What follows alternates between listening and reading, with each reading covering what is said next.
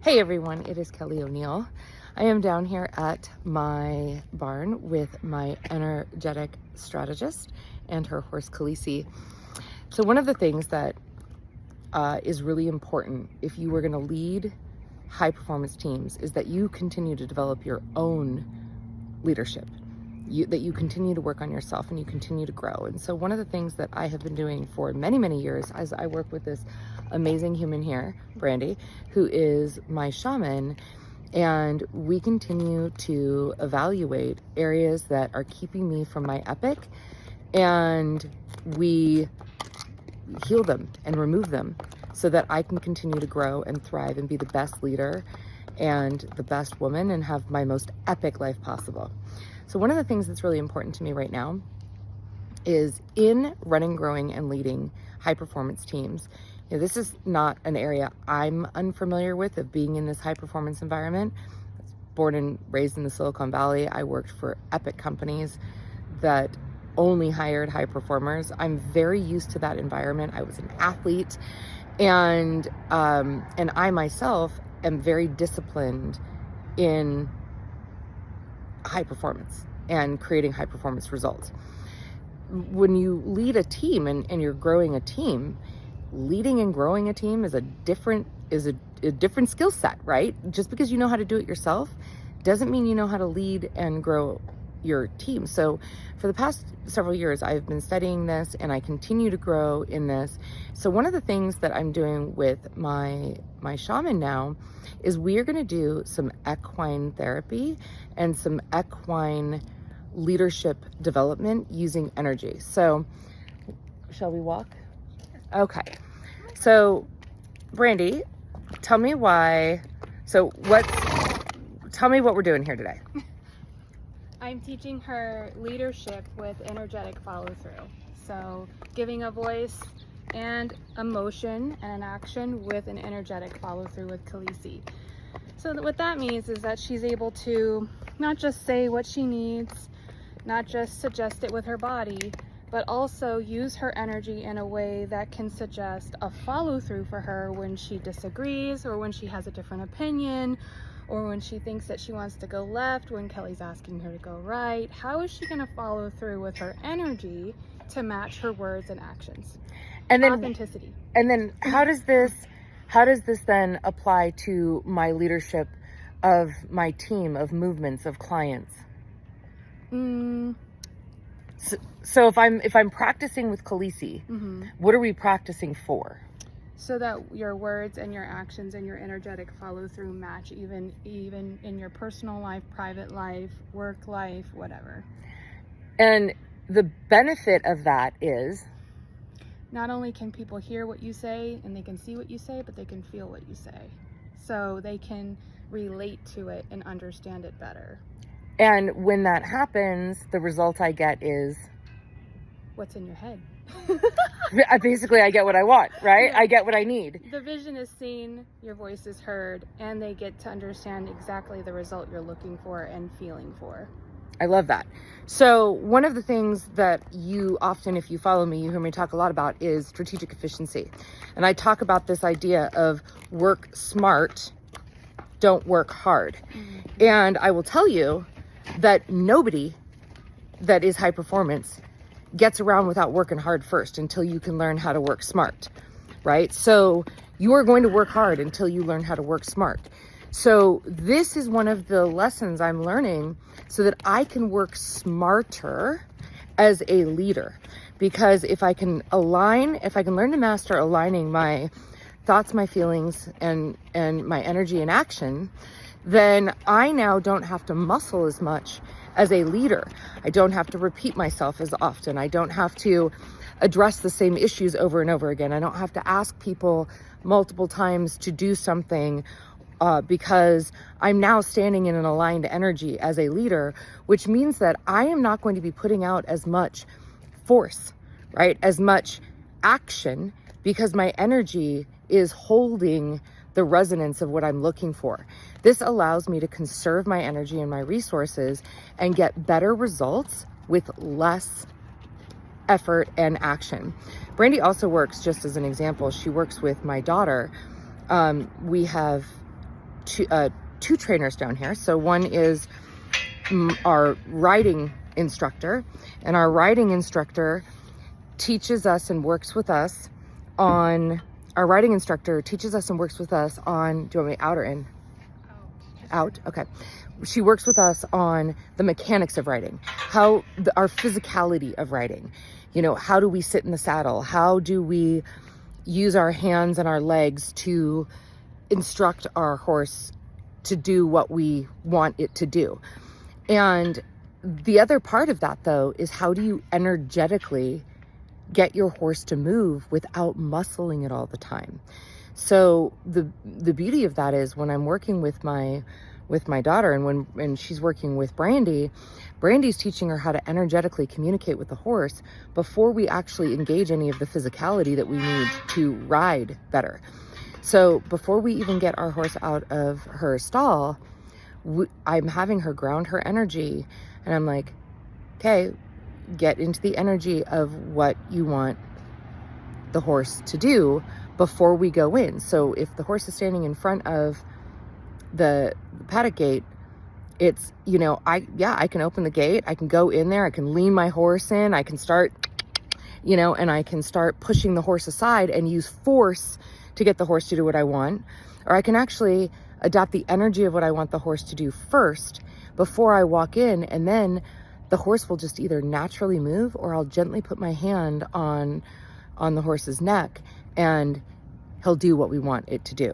So this is an example of how we're going to be doing this, and what I'm working on with Brandy is she's going to be teaching me today, and I'll grab some footage of it, but how to energetically get her horse, Khaleesi, who is an energy master, how I can really get my energy, my thoughts, words, actions, and feelings, and get that energetic alignment so that I can get a better result with the horse and have the horse do what I want her to do with it. Thank you. She just said in confidence, not in domination, that I can confidently get the horse to do energetically without me even really moving very much. You know, I don't need to go actually physically manhandle the horse.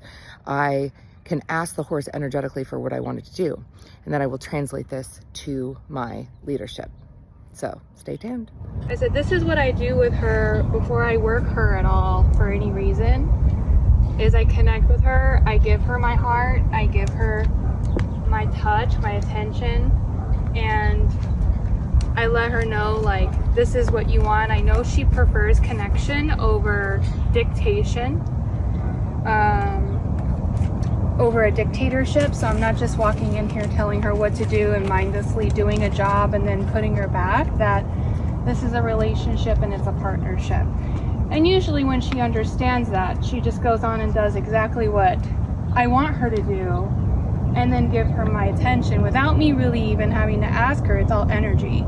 So a lot of times people don't understand, what is Brandy doing over here? It's not like what I do with my horse, and it's not typical training, or, you know, what I like to call a Pavlov response. Lift your hand and they go right, lift your right hand, they go left, or whatever. She understands my energy more than she understands my body language. So as long as she understands our relationship, and then she's okay and she's on board doing what we're meant to do, then it lets me know this is a consensual playtime and we get to work out and do something fun. So that's why I start that way. So she knows what we're doing. And by her facing me is letting me know, I'm ready to do what you want. So that's good.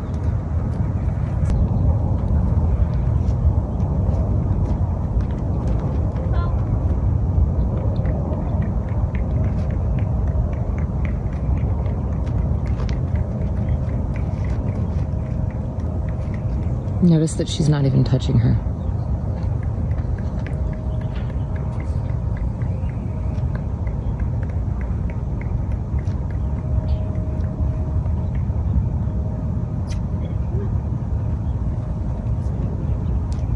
So actually the least amount of pressure I give on her, and the more I use her senses to give her a choice to listen, is called partnership, and that means that she's choosing to be with me. I'm not forcing her, I'm not dominating her. I'm asking and seeing, do you really want to be with me? And because she's giving me her attention, she's letting me know, oh, I can carry my head low, I can be relaxed with you, and I can listen to you. So she's using her energy to instruct her with, oh, and now they just broke energy, so.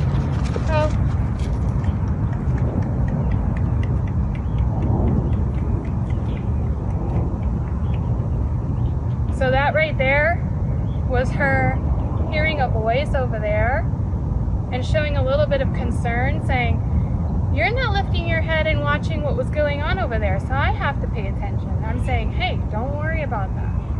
Oh, since she heard me talk, she heard that guy over there. Oh.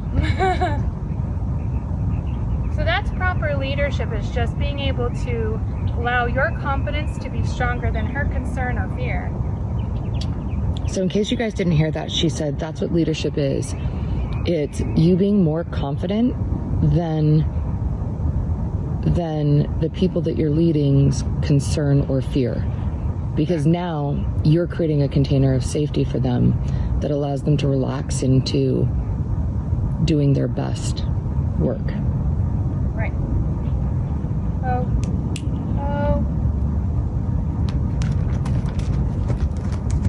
So she already knew what I was going to ask her to do. She just did it just because I thought it. So she's able to tap your... Almost read my thoughts. As soon as my energy shifts into something else, I just didn't give her a go. She went on her own. She heard me and took my direction in my head. So that's how connected we are with each other, is that I can think, oh, I want you to do this, and she'll go do it before I even give her any physical cue, which is all energy. And that's what makes her so sensitive, and people don't understand that. So, easy. Oh.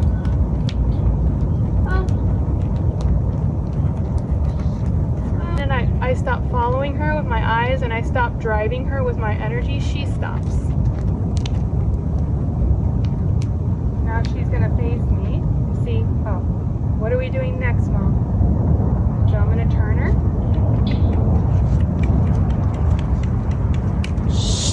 So this is a good time to practice because she's a little stubborn.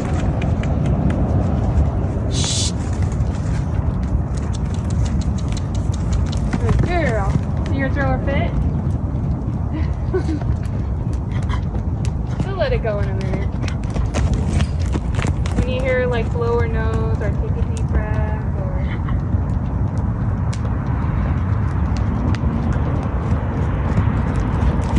and all I did was increase my energy, and the more concise and the more clear I was about what I wanted, the more confident she felt about listening to me.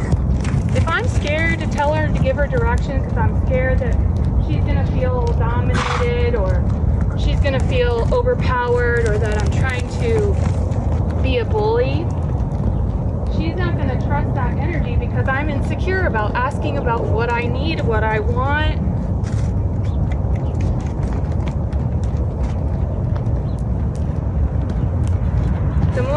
The more clear and the more confident I am about what I'm asking, regardless of how concerned or worried she gets, she's like, oh, you just want me to go that way. I can do that. Oh.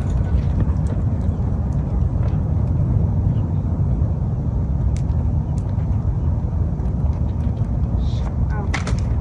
Come here.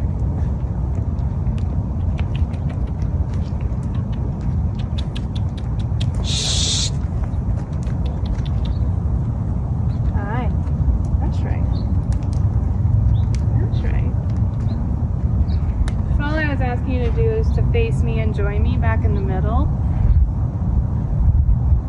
I was saying that this is Khaleesi's favorite spot. This is her comfort zone because This means there's no work. It's all love and affection and connection. And she knows that this is where we just sit here and hang out, that she's not having to work. So, And there's no pressure. and there's absolutely zero pressure. This is just me and her being, just existing. And she's like, yes, this is the best thing ever. I love this spot.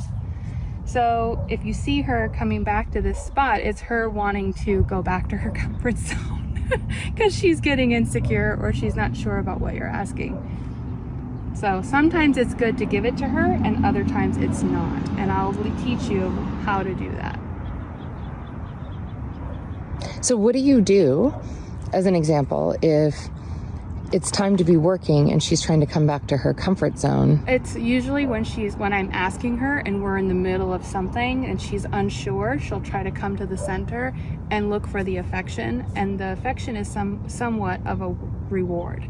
And I don't want to reward her when she's unsure and condition her brain that way to start receiving affection when she's unsure. So then she'll start showing me unsure behavior when I'm asking her to figure something out. She won't sit in it long enough to figure it out for herself. So usually when I'm asking her something and I'm suggesting something for her and she doesn't get it, I'll actually apply more energy, more pressure to her so she really starts thinking and using her brain to figure out what I'm asking. And then when she does what I ask, then I let her come in the center with me and let her process what she just did. Okay. Together.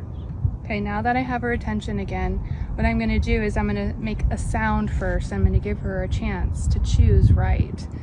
And I'm going to give her a sound so she knows what she's meant to do. If she doesn't listen, then I use my energy to suggest with body language. And if she doesn't listen to me, then again, I'm going to give her a soft energy push. If she doesn't listen to me that time, I'm going to go into medium. If she doesn't listen to me that time, I'm going to go hard energy push and give her more pressure with my energy and body language. So I'm not going to give her a choice at that point if she starts to show me any insecurity. Okay. Okay. So she already knows me. So that's the thing. So now because you've built this trust, she's anticipating your needs. She's reading my energy. She's almost like reading my thoughts, basically. So sometimes all I have to do is think it and she'll do it without me having to have anything at all. Because you have the connection. Right. And I don't lose connection with her. And as long as it's almost like an empathic connection, you know, like when you're in your relationships and you can tell when someone's not okay. And then they lie and say, oh, I'm fine, but you can tell they're not okay. Make sense? And this is why connecting with your team is so incredibly important. This is why your empath abilities in your business is important too. So that was a soft ask. No, it was a medium. Okay. That was a medium because she was unsure about what I wanted her to do energetically first. You missed the soft one. Okay, I can keep turning. Okay. Sorry. Easy, girl. Easy. Easy. Hold on.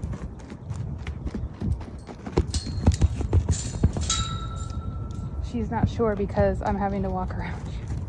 Oh, do you want me to move? If you want, you might. Okay. So what Brandy is saying here is that because I am still learning to manage my energy. You know how certain she is about what I'm asking her to do? Yeah. Like she went back. Easy, girl. So this is going to be a challenge, and this will be a teachable moment for you to watch me deal with her fear and her insecurity. So do you see where my flag is? Yeah. Almost zero pressure because she's already shown me insecurity. So I'm not going to apply more pressure when she's insecure. My hand is enough. Now I'm just going to ask her to slow down energetically. And I'm going to ask her to come with me over here. Good girl. So she's attuned to my energy and my body language, which means she's not even listening to the sounds I'm making. She's watching me with her eyes and feeling me with her heart.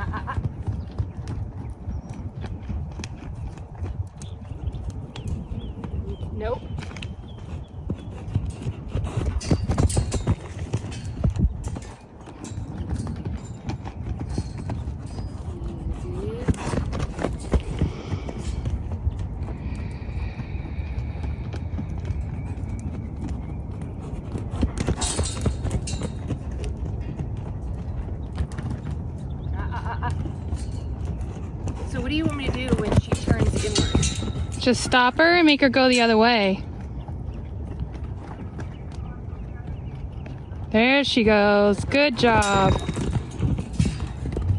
Just relax your energy. Now she's arguing with you.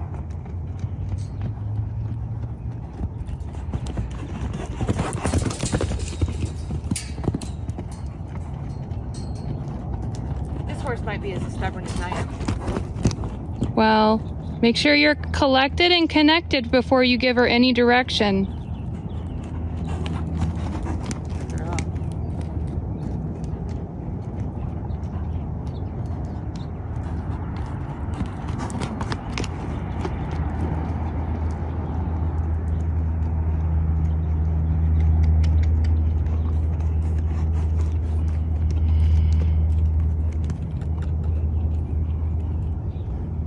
That's good enough. Right there. Good girl. She's working her way there. Really?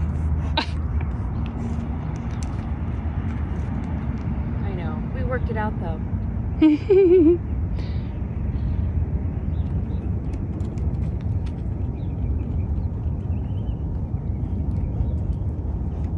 She's teasing me.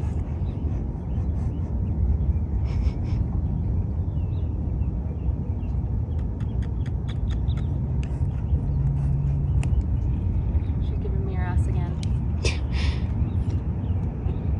You can ask her to turn around.